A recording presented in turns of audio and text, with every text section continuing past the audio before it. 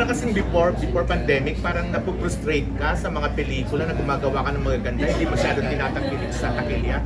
Pero nagbago ang landscape, streaming, parang, di ba?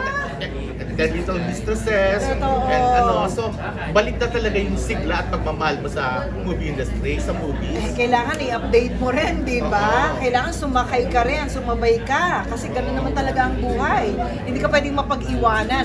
So, maganda yung mga possibilities, maganda yung mga opportunities. Pero kahit na gano'n, naniniwala pa rin ako na mas masarap pa rin manood sa sine.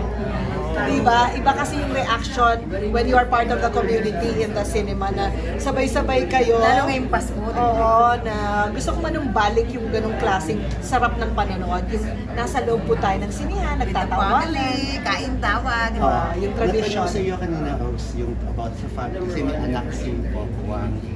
Sa inyo ba napapag-usapan niyo ng husband mo na try niyo magka-baby, like adoption or surrogacy or paano?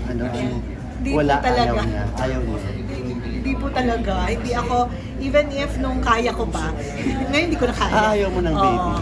Ayaw mo magka-baby. Hindi talaga. Mahilig ako sa bata. Pero yung hindi galing sa akin. Na maging mother, Oo. ayaw, hindi mo nakikita yung sarili mo na isa kang ina. Hindi, yung technically Oo. pero magmahal na parang isang ina kaya ko. Pero yung technically, yung mga anak, hindi ko talaga Hindi mo- naisip. okay.